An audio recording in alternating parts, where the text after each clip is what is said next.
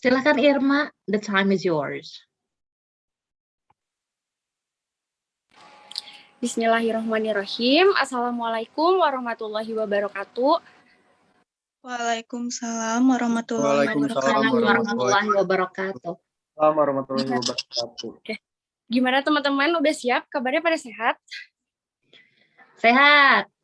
Sehat, alhamdulillah. Alhamdulillah sehat. Alhamdulillah sehat. Alhamdulillah sehat. Oke, Miss. Sebelumnya perkenalkan, nama saya Irma Sucidestia. Di sini saya sebagai moderator yang akan memandu kegiatan presentasi di KKN Mandiri ini. Kita ada Irma, terus Vina, Teh Citra, Azahra, Andi, Dini, Fahmiaya, Teh Safira, sama Teh Nining. Untuk yang pertama kita share screen. Siapa? Vina ya? Vina udah siap? Halo, Vina? Ya, Irma. Udah siap share screen? Siap, boleh. Ya. Yang nge-share screen Vina. Terus yang pertama kali presentasi di siklus pertama tuh ada Irma, Vina, sama Teh Citra. Oke, Vin, share aja langsung screen-nya. Langsung.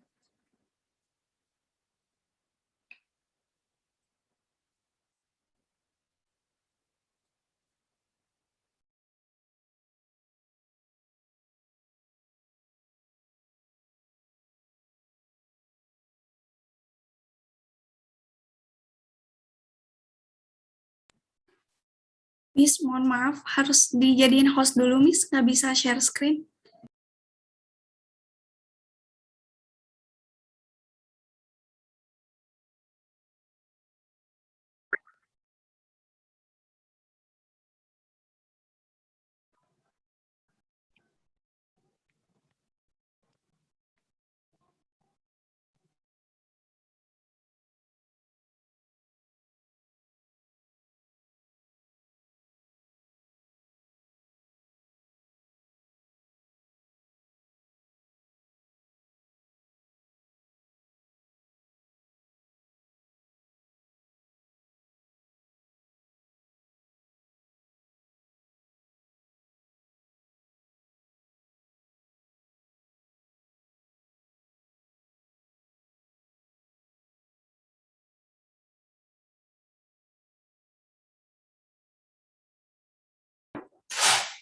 Sudah terlihat, Miss?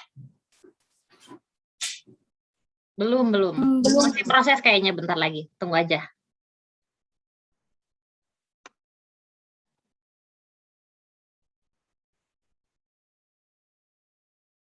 Oke, udah kelihatan.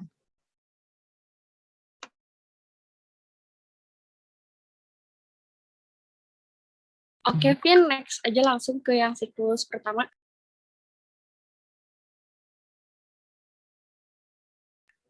Oke, Miss. Dari yang siklus pertama, yaitu sasaran 3 keluarga. Kebetulan aku wawancara sasaran 3 keluarga tetangga aku sendiri di daerah Lembang, Jalan Ongosari tepatnya. Jadi yang pertama itu ada Ibu Karlina, itu tuh orang tua siswa dari SMP kelas 3. Terus yang kedua tuh ada orang tua dari Ayudia, SMP juga kelas 1. Dan yang ketiga tuh ada orang tua dari Fazril, itu tuh masih SD. Dan yang sisanya itu kegiatan kayak private gitulah, pembelajaran.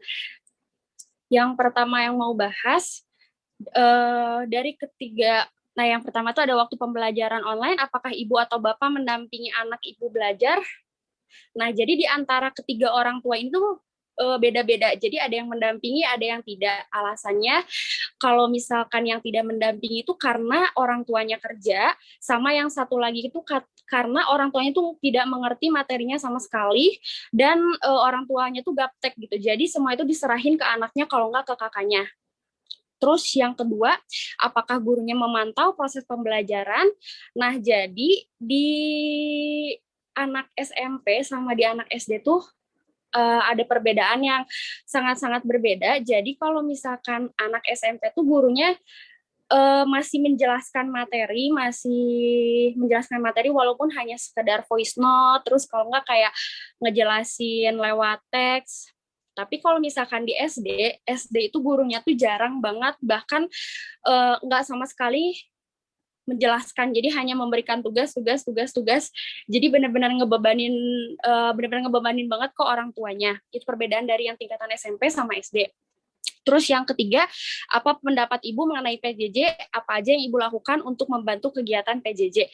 Nah, dari ketiga orang tua ini benar-benar pasti berbeda ya, misalnya yang pertama dari yang orang tua yang tadi kelas 3 SMP, yang Ibu Karlina itu. Kebetulan yang orang tuanya Ibu Karlina ini tuh gak mendampingi anaknya pada saat pembelajaran online karena yang kerja itu.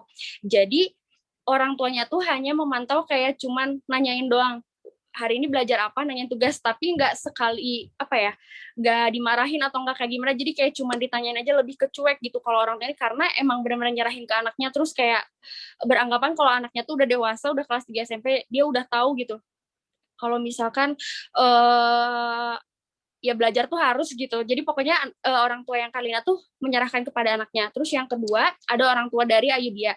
Nah, kalau misalkan orang tuanya Ayudhya itu sebenarnya ingin mendampingi, hanya orang tua itu keterbatasan, yaitu gaptek sama kurang mengerti materi apa yang gurunya dijelasin. Jadi nggak bisa bantu, dan dia orang tuanya Ayudhya juga menyerahkan ke kakaknya dan ke anaknya. Terus yang ketiga, yang tadi orang tuanya Fajril, yang SD ini, yang benar-benar gurunya nggak pernah ngejelasin, jadi benar-benar ngebebanin banget ke orang tuanya. Ini juga salah satu kendala yang yang dihadapi sama orang tuanya. Terus pokoknya PJJ ini tuh benar-benar menyita waktu ibu-ibu juga katanya ya, karena kerjaan rumah jadi keganggu gara-gara ngerjain tugas anaknya. Belum lagi gak ngerti, kalau misalkan gak ngerti tuh bingung mau nanyain ke siapa, karena kadang tetangganya juga ada yang gak ngerti. Terus dari kendala atau hambatannya kuota lah ya, biasa. Terus abis itu handphonenya juga kadang masih ada yang rebutan sama kakaknya, seperti itu. Tapi di sisi lain mereka juga menjelaskan, Miss, kalau misalkan ada hal positif yang Ibu dapat setelah pembelajaran online. Jadi yang pertama tuh anaknya tuh jadi sering di rumah, lebih sering kepantau gitu ya sama orang tua. Apalagi kan di masa pandemi kayak gini gitu ya. Jadi orang tua lebih ngerasa aman gitu karena anaknya belajar di rumah itu tadi. Terus anak juga lebih sering bantu orang tua, karena ada orang tuanya yang kerjanya tuh di pasar gitu, kayak jualan kalau nggak jaga toko, jadi anaknya juga ikut ngebantuin gitu kalau misalkan beres belajar tuh, kalau nggak lagi belajar juga kadang bantuin mereka tuh gitu. Terus dari fasilitas juga di daerah aku tuh masih kurang memadai, yaitu tadi Miss, handphonenya masih kurang, jadi saling rebutan sama kakaknya gitu. Paling segitu aja Miss untuk di daerah aku. Bisa dilanjut ke siklus pertama, itu ada Vina. Silakan Vina.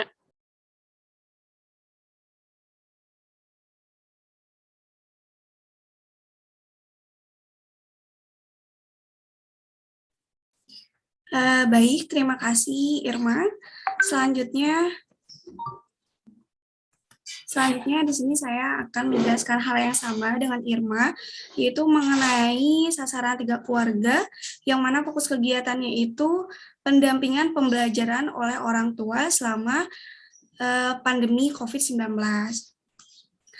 Partisipannya, yang pertama itu ada keluarga Ibu Santidani, yang kedua ada keluarga Ibu Abdul Nunung, dan yang ketiga ada keluarga Ibu Suci Ari. Keluarga Ibu Santi memiliki 1 orang anak kelas 1 SMA, dan Ibu Abdullah memiliki 2 anak yang berada di tingkat sekolah dasar. Yang pertama itu kelas 2 SD dan kelas 1 SD.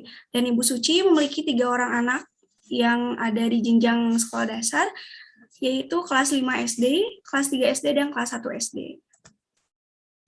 Nah, di sini saya sudah menyimpulkan ada beberapa poin secara garis besar dari hasil wawancara, observasi, dan juga analisis, yaitu yang pertama ada perspektif mengenai peran orang tua dalam pendampingan pembelajaran selama pandemi. Menurut Ibu Santi, Ibu Abdul, dan Ibu Suci, bahwa peran orang tua di dalam pendampingan pembelajaran selama pandemi itu sangatlah penting, karena pengawasan orang tua itu dapat memudahkan untuk pengontrolan siswa agar bisa belajar lebih efektif dan bisa mengikuti pembelajaran yang sudah dilaksanakan di sekolahnya. Nah, selain itu juga agar siswa atau anak tersebut tidak terjerumus ke dalam penyalahgunaan media digital. Maka dari itu, peran orang tua dalam pendampingan pembelajaran selama pandemi sangatlah penting. Namun, di sisi lain, yaitu ada implikasi pandemi atau COVID-19 terhadap pembelajaran selama sekolah di rumah. Yaitu implikasinya para orang tua, yaitu khususnya mungkin Ibu Santi, Ibu Abdullah, dan juga Ibu Suci, merasa keberatan dengan adanya kebijakan tersebut. Karena ya sebagaimana yang sudah dijelaskan oleh Irma sebelumnya, sama seperti yang kasus di saya ini, para orang tua kesulitan karena kurang memahami materi anak-anak. Dan juga mungkin karena orang tua tersebut kurangnya edukasi mengenai media digital atau mungkin bisa dibilang gaptek. Dan selain itu pun orang tua di sini yaitu Ibu Abdullah dan Ibu Suci, karena beliau memiliki lebih dari satu anak sehingga beliau harus ekstra di dalam pengawasannya dan juga kan berbeda level-levelnya. Jadi sehingga beliau kesulitan di dalam pengawasan dan juga di dalam di dalam memberikan ketika si anaknya bertanya kan beda level-levelnya. Nah, Ibu Abdullah dan Ibu Suci itu kesulitan di dalam memahami materi dalam perbedaan level tersebut. Lalu ada peran guru selama pembelajaran di rumah. Nah, yang menarik di sini adalah keluhan dari para orang tua, yaitu kurangnya interaktif antara guru dan juga siswa. Sebagaimana yang sudah dijelaskan atau yang sudah diceritakan oleh Ibu Suci, bahwa ada salah satu siswa anaknya, maksud saya, yang hampir tidak mengenali siapa gurunya, nggak tahu siapa gurunya gitu, nama gurunya nggak kenal, karena mungkin peran gurunya kurang interaktif atau kurang komunikatif dengan siswa maupun dengan orang tua. Jadi gurunya itu hanya memberikan tugas melalui WhatsApp, lalu siswa atau anaknya itu mengerjakan, kemudian dikumpulkan. Seperti itu selalu di dalam pembelajarannya selama sekolah dari rumah, sehingga tidak ada interaksi antara guru dan juga siswa atau dan juga anaknya. Sehingga hal ini pun menjadi salah satu keluhan bagi orang tua.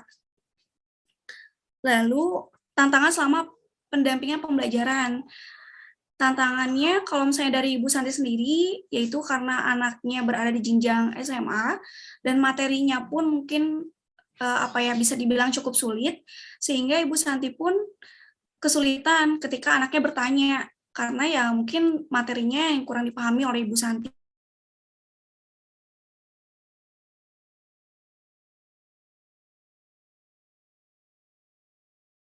Sehingga anaknya Ibu Santi pun mengalami penurunan di dalam hal akademiknya. Kalau misalnya keluhan dari Ibu Abdullah itu tentang tantangannya karena anak beliau masih berada di jenjang sekolah dasar, yaitu menghadapi mood anak di dalam belajar di rumah. Karena mungkin di rumahnya terlalu nyaman, sehingga si anak lebih suka bermain dan tidak suka belajar. Sehingga harus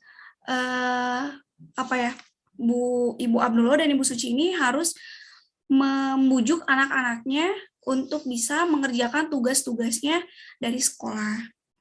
Dan yang terakhir yaitu ada strategi yang dilakukan dalam menghadapi tantangan. Jadi dari Ibu Santi, Ibu Abdullah dan Ibu Suci, yang pertama dari Ibu Santi, ketika anaknya bertanya, Ibu Santi sebisa mungkin untuk mencoba mencari tahu materi yang ditanyakan oleh si anaknya, entah itu mungkin dari YouTube, atau Ibu Santi menanyakan ke tetangganya yang sudah berpendidikan, mungkin salah satu contohnya seperti ke mahasiswa atau mungkin ke ada seorang guru temannya. Nah, kalau strategi dari Ibu Santi seperti itu. Dan Ibu Santi pun memberikan reward kepada anaknya ketika si anaknya bisa menyelesaikan tugas-tugasnya dari sekolah. Dan untuk Ibu Abdullah dan Ibu Suci itu sama, yaitu memberikan reward kepada anak-anaknya ketika anak-anaknya dapat mengerjakan tugas-tugasnya dari sekolah. Mungkin cukup sekian penjelasan dari saya. Selanjutnya akan dilanjutkan oleh Teh Citra. Mangga Teh Citra.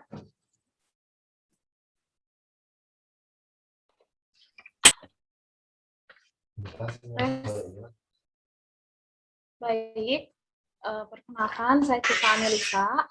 Saya akan melanjutkan presentasi siklus pertama itu. Siklus pertama ini dengan tema pendampingan orang tua terhadap anak selama belajar daring di tengah pandemi COVID-19. Nah, ketiga sasaran keluarga ini, diantaranya ada keluarga Ibu Yayan, keluarga Kakak Zahra, dan keluarga Kakak Ziad. Nah, saya mengobservasi ketiga keluarga ini di satu wilayah yang sama, yaitu di Jalan Kafling Bukit Sangkuriang, Kelurahan Cipageran, Kecamatan Cimahi Utara. Next Teh untuk PowerPoint-nya.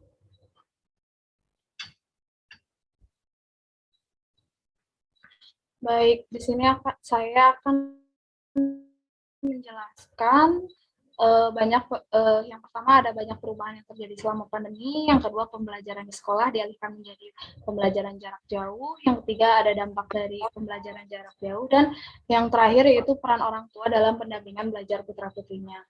Nah, ketiga keluarga tersebut saya akan menjelaskan dari setiap narasumbernya. Yang pertama itu ada dari Kakak Ziad. Nah, pandangan beliau mengenai pembelajaran jarak jauh ini, pembelajaran jauh ini ditentukan oleh pemerintah. Jadi mau tidak mau kita harus mengikuti programnya. Jadi program ini membuat siswa terpaksa menjalani program ini untuk menghindari tertularnya virus COVID-19. Nah, ada kendala yang dialami oleh Kakak Ziad, yaitu jaringan tidak stabil, mood anak, lalu mood anak itu terlalu cepat terdistrak ya kalau sedang di rumah, dan orang tua yang sibuk bekerja. Nah, cara menghadapi kendala tersebut yaitu siswa harus dipaksakan. Selain itu, dari Kakak Ziad sendiri ada cara lain, yaitu dengan mendorong semangat anak untuk dapat mengikuti pembelajaran jauh dengan baik. Selanjutnya ada dari keluarga Ibu Yayan. Ibu Yayan ini seorang ibu rumah tangga. Nah, jadi Ibu Yayan ini dapat mendampingi anaknya tanpa wali. Anaknya ini sekolah masih SD kelas 2. Nah, pandangan dari Ibu Yayan sendiri yaitu awalnya merasa shock ya karena belum terbiasa mungkin. Lalu Ibu Yayan ini adalah seorang ibu rumah tangga. Beliau merasa tidak bisa menerangkan materi layaknya guru gitu ya. Tapi seiring berjalannya waktu, pembelajaran jarak jauh ini terasa lancar. Nah, ada juga kendala yang Bu Yayan rasakan, yaitu kendalanya katanya hanya di awal saja, karena ibu rumah tangga banyak pekerjaan rumahnya mungkin seperti memasak, membereskan rumah, belum lagi mengurus anaknya, dan ditambah sekarang harus mengajari anaknya yang melakukan pembelajaran jarak jauh. Selain itu, ada cara menghadapinya atas kendala tersebut, yaitu membuat schedule sendiri seperti kapan waktu untuk mengerjakan pekerjaan rumah dan kapan harus fokus untuk mendampingi anaknya belajar. Selanjutnya yang ketiga ada dari keluarga Kakak Zahra. Nah, dari keluarga Kakak Zahra ini siswanya itu masih kelas 1 SD ya, yaitu 7 tahun.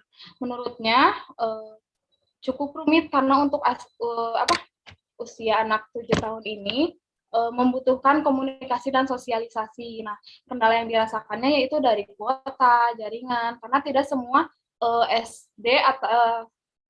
karena tidak semua sekolah diberikan subsidi kuota dari pemerintah. Lalu ada terhambatnya belajar dan ketinggalan pelajaran. Karena setiap menggunakan Zoom itu kadang kita harus menggunakan jaringan yang bagus ya, agar ketika guru menerangkan kita tidak tertinggal pelajarannya. Lalu ada cara menghadapinya dari Kakak Zahra, yaitu beliau tetap mengikuti beliau ikut belajar juga mengenai materi anak dengan cara mencari di Google. Jadi jika guru sedang menerangkan atau terjadi hambatan, Kakak Zahra bisa menanganinya dengan menjelaskan kembali yang sudah ia searching di Google. Nah, jadi dari ketiga keluarga ini, saya dapat menyimpulkan bahwa bencana pandemi COVID-19 ini telah memberikan banyak perubahan dalam kehidupan ya. Perubahan yang terjadinya diantaranya ada pada sektor ekonomi, pendidikan, sosial, dan sebagainya. Selama masa pandemi COVID-19 ini, pembelajaran di sekolah dialihkan menjadi pembelajaran jarak jauh atau pembelajaran dari pembelajaran daring itu tentu saja membawa sejumlah dampak yang disebabkan orang tua ya. Akibatnya pembelajaran menjadi kurang efektif dikarenakan sejumlah kendala dalam pembelajaran daring masih sering ditemukan. Salah satunya adalah peran orang tua dalam pendampingan belajar siswa selama di rumah. Orang tua pekerja biasanya tidak mampu mendampingi putra-putri mereka dalam pendampingan belajar di rumah. Oleh sebab itu, guna mengatasi permasalahan belajar selama masa pandemi ini, program KKN disinergikan dengan keadaan lingkungan sekitar, yaitu dengan melakukan pendampingan belajar dari rumah oleh masing-masing mahasiswa yang bertugas pada desa mereka. Terima kasih. Selanjutnya akan dijelaskan oleh Teh Atin. Sebentar dulu ya. Nah, tadi kan alhamdulillah ya siklus pertama udah dipaparin ya sama Irma, Teh Vina, sama Teh Citra. Berarti dapat disimpulkan ya bahwa di siklus pertama ini di permasalahan di setiap keluarga mau di daerah manapun permasalahannya tuh itu-itu aja gitu. Yang pertama mungkin tadi orang tuanya yang kurang kurang education tentang sosial media atau gaptek lah ya lebih istilahnya. Terus yang kedua orang tuanya yang nggak ngerti soal materi, kemudian yang ketiganya ini ya bisa dilanjut mungkin Teh Vina kesimpulannya. Ya, Teh Irma. Jadi selain kendala-kendala yang dijelaskan oleh Teh Irma, mungkin kita bisa menyimpulkan gitu ya, ada beberapa saran yang dapat dilakukan untuk bisa mengatasi permasalahan-permasalahan tersebut. Mungkin yang pertama yaitu adanya komunikasi yang baik antara sekolah, guru, dan juga para orang tua. Karena komunikasi ini sangatlah penting agar pihak sekolah, guru, dan juga orang tua dapat memantau perkembangan siswa selama pembelajaran sekolah dari rumah. Nah, selain itu pun pihak sekolah, guru, dan juga orang tua harus sama-sama saling bekerja sama agar siswa ini bisa tetap belajar secara efektif meskipun bersekolahnya dari rumah. Selain itu, mungkin saran yang bisa kami berikan yaitu adanya training yang dilaksanakan oleh sekolah untuk para orang tua di dalam pembelajaran atau pendampingan pembelajaran bagi putra-putrinya selama belajar dari rumah. Training seperti training menggunakan media digital yang digunakan oleh sekolah sebagai salah satu platform yang digunakan di dalam pembelajarannya, atau mungkin training di dalam pendampingannya, di dalam pendampingan orang tua untuk siswa. Yang pada intinya yaitu pihak sekolah, guru, dan orang tua ya harus menjalin komunikasi yang baik agar bisa terwujudnya pembelajaran yang efektif, yang baik, sehingga para siswa dan siswi tetap bisa belajar dengan efektif. Mungkin seperti itu, Teh Irma. Oke, baik Teh Vina, terima kasih atas kesimpulannya. Kita lanjut aja ke siklus 2. Di siklus kedua ini ada Teh Atin sama Kang Dimi. Yang pertama yang akan memaparkan yaitu Teh Atin. Silahkan Teh Atin. Terima kasih. Suaranya jelas? Jelas Teh. Jelas, Teh. Jadi di siklus kedua kali ini yang menjadi sasaran saya yaitu Kepala Sekolah MA Karya Madani dan Bu Dewi sebagai guru di TK. Jadi yang ya ini ada gambarnya, bisa dilihat. Untuk pertanyaannya yang saya berikan kepada kedua narasumber, next slide Teh. Bentar. Di sini, di siklus kedua kali ini, saya memberikan 6 pertanyaan, 6 pertanyaan yang sama, yaitu yang pertama, bagaimana pendapat Bapak Ibu tentang pembelajaran di sekolah pada masa pandemi? Rata-rata jawabannya awal-awal sangat sulit untuk menghadapi pembelajaran di masa pandemi ini, apalagi pada tingkatan TK sangat merasa kesulitan. Karena kalau TK itu harus belajar secara tatap muka langsung dan praktek langsung yang harus diberikan kepada anak-anak. Nah, kalau untuk MA sama juga karena sekolah melakukan pembelajaran online itu awal-awal sangat sulit dan tapi bagaimanapun juga kita harus memutus tali rantai COVID-19. Lalu untuk pertanyaan yang kedua, dalam bentuk apa Bapak Ibu memberikan tugas untuk siswa pada masa pandemi ini?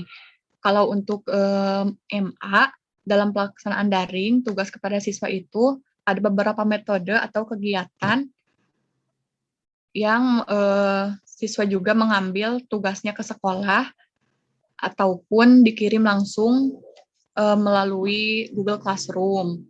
Kalau untuk TK yaitu melalui WhatsApp yang langsung diberikan kepada orang tuanya.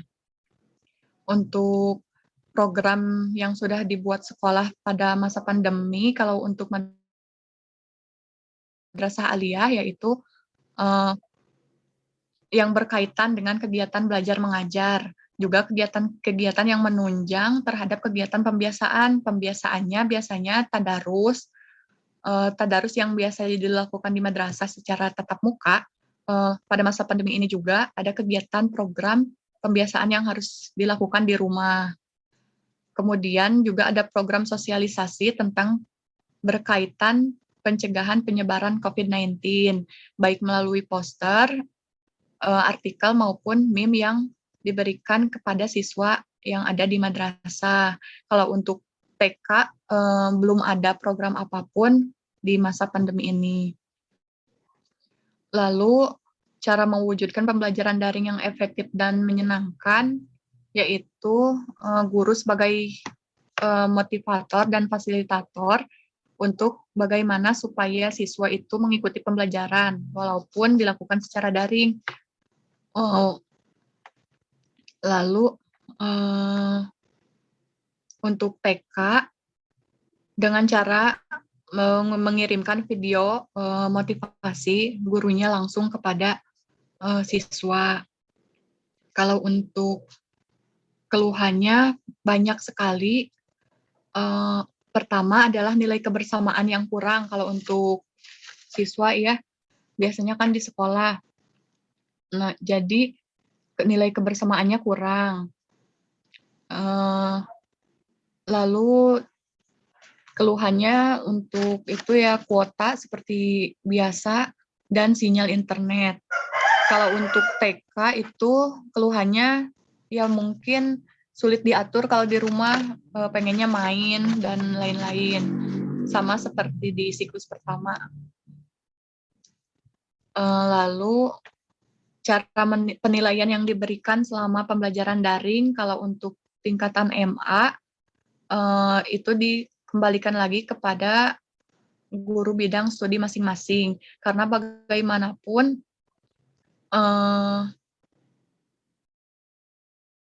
yang saya wawancara itu kan kepala sekolahnya, jadi untuk penilaian diberikan kepada guru masing-masing. Untuk kegiatan untuk penilaian lainnya, kalau untuk TK cara menilainya dari hasil video yang direkam sama orang tuanya. Mungkin seperti itu, Teh.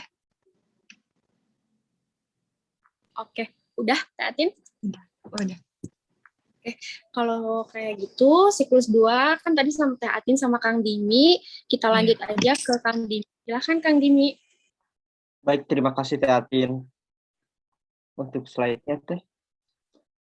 Nah, di sini saya akan memaparkan 2 target sekolah, yaitu di SMK TI Bintang di TI Garuda Nusantara Cimahi dan di PAUD Puspa. Untuk yang pertama, narasumber pertama itu yaitu Bapak Robi Rumantana SPD, ialah lulusan IKIP Siliwangi Bandung. Sekarang ia menjadi guru matematika di SMK TI Garuda Nusantara Cimahi. Untuk yang kedua, itu ada Ibu Lia Setialiana AMD. Ia adalah kepala sekolah di PAUD Puspa di Cibubur Tengah. Untuk slide selanjutnya teh, punten. Halo, teh. Sorry, ada trouble.